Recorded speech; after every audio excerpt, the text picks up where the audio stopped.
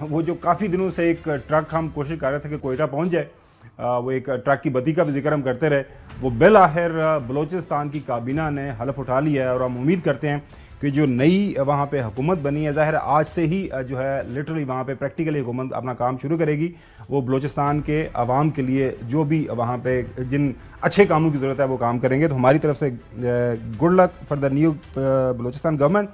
ناظرین، پاکستان کے اندر اس وقت جو سیاسی تقسیم ہے اس حوالے سے آپ نے دیکھا کہ صدر زرداری صاحب نے کل اپنے خطاب کے اندر بھی یہ بات کی کہ پاکستان کے اندر جو سیاسی بحران ہے وہ شدید سے شدید تر ہوتا ہوا ہمیں نظر آ رہا ہے، تو اس کا جتنا جلدی حل ہو جائے اتنا ہی بہتر ہے. ظاہر ہے پاکستان کے اندر معاشی چیلنجز بھی بڑے شدید ہیں، گمبھیر ہیں، تو اس کے لیے بڑا ضروری ہے پاکستان کے اندر جو ہے سیاسی استحکام پیدا ہو. پاکستان کے اندر سیاسی اور معاشی جو چیلنجز ہیں، مسائل ہیں جن کا ہمیں سامنا ہے، اس کے اوپر بات کرنے کے لیے ہم نے محمد زبیر صاحب کو دعوت دی ہے. محمد زبیر صاحب کسی تعارف کے محتاج نہیں ہے. سابقہ بورڈ آف انویسٹمنٹ کے چیئرمین رہے، پرائیویٹائزیشن کو انہوں نے ہیڈ کیا، اس کے بعد گورنر سندھ بھی رہے، اور خاص الخاص جو ہے پاکستان مسلم لیگ نون کے اوپر جب کافی سخت وقت تھا اس وقت انہوں نے جو ہے پاکستان مسلم لیگ نون کے تاحیات قائد محترم نواز شریف صاحب اور موجودہ چیف منسٹر صاحبہ جو پنجاب کی ہیں مریم صاحبہ، اور چیف آرگنائزر بھی ہیں پارٹی کی، ان کی نمائندگی کی، اور بحثیت سپوکس پرسن جو ہے مختلف میڈیا کے اوپر گئے. اور ایک خاص جو ہے اس زمانے میں ان کو ایک جو ہے امپاسبل ٹاسک بھی ان کو ملا تھا، وہ بھی انہوں نے اس کو بھی نبھایا. وہ تھا مفاہمت کا. باجوہ صاحب کے ساتھ مشہور زمانہ جو ان کی ملاقاتیں ہوئیں ان کا بھی ذکر مختلف پروگرام کے اندر وہ کرتے رہے.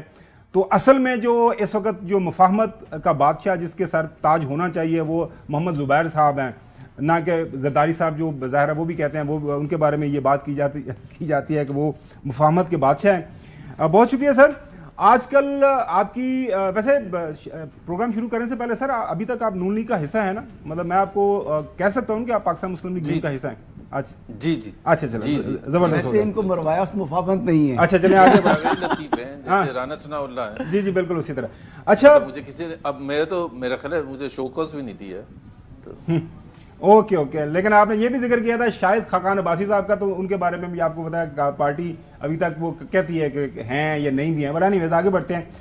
زبیر صاحب، ریسنٹلی پاکستان مسلم لیگ نون کے اندر ایک نئے بیانیے کی تلاش کی جو ہے وہ کوشش شروع ہو گئی ہے، اور آپ کو پتا ہے کہ پاکستان مسلم لیگ نون کے اندر جو مختلف بیانیے دیے گئے، اور خاص طور پر جب کہا جاتا تھا کہ نیا بیانیہ ہم نے شروع کرنا ہے تو اس کو تراشنا ہے، وہ جو الفاظی استعمال ہوتی ہے، الفاظ استعمال ہوتے ہیں، وہ عرفان صدیقی صاحب بھی کرتے ہیں، موجودہ سینیٹر ہیں آپ کی جماعت کے.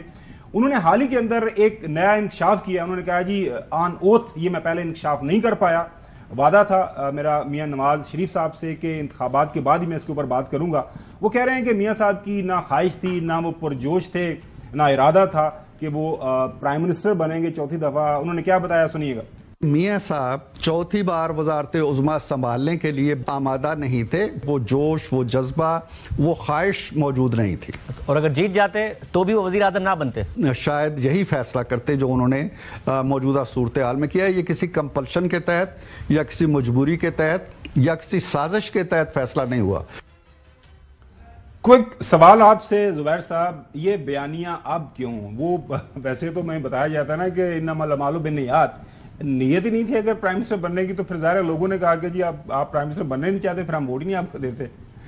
کیا نیت کا پھل ملا؟ یہ کیا ہوا ہے؟ لیکن اگر عرفان صدیقی صاحب نے اس کو نیا بیانیے کے طور پر انٹروڈیوس کرایا ہے کہ شاید اس سے جو پاپولیرٹی لوز ہوئی بھی ہے اس وقت پی ایم ایل این کی وہ ریگین ہو جائے، تو میرا نہیں خیال ہے اس بیانیے سے کوئی ریگین ہوئے گی، بلکہ مایوسی زیادہ پڑے گی پی ایم ایل این کے ورکرز میں. کیونکہ پی ایم ایل این کا جو ورکر ہے یا لیڈرز ہیں وہ 100% چاہتے تھے کہ میاں نواز شریف وزیر اعظم بنے. ان کی ایک ضد تھی ان کے حساب سے، اور بالکل صحیح تھا کہ 3 دفعہ ان کو نکالا گیا ہے، اور کم سے کم ایک دفعہ وہ واپس آئیں اس پوزیشن پر جس کے وہ مستحق تھے، اور ان کو 93، 99 اور 2017 میں غلط طریقے سے نکالا گیا تھا.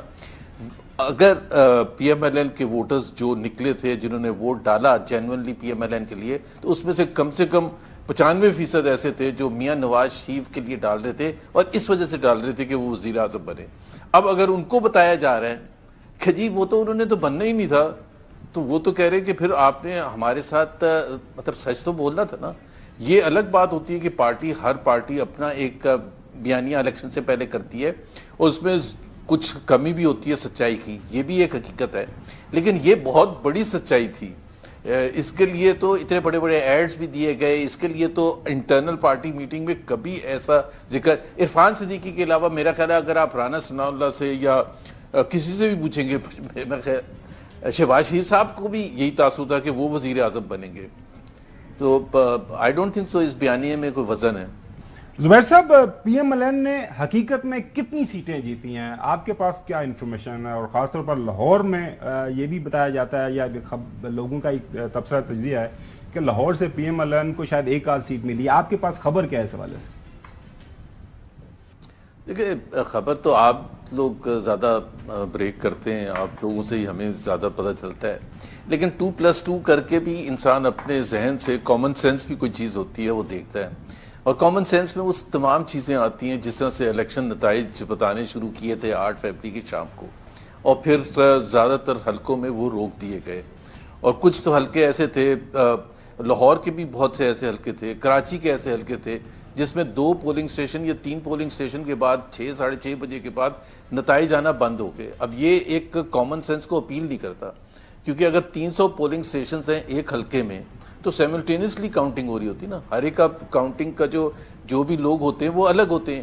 یہاں تو ایسے لگ رہا تھا جیسے ایک پولنگ سٹیشن میں پہلے کاؤنٹنگ ہوگی، پھر وہی سٹاف اٹھ کے جائے گا دوسرے پولنگ سٹیشن پہ، پھر تیسرے پولنگ سٹیشن پر، پھر آپ کو پتہ ہے کہ وہ کس طرح سے پہلے کراچی میں بھی اور بہت سی جگہ، سیالکوٹ کا اگر آپ لیں تو آپ ہی کے چینل نے بریک کی تھی، 1,20,000 وہ عثمان ڈار کی مدر کو شو کیا تھا کہ وہ جیت گئی ہیں اور خواجہ آصف کو 80,000۔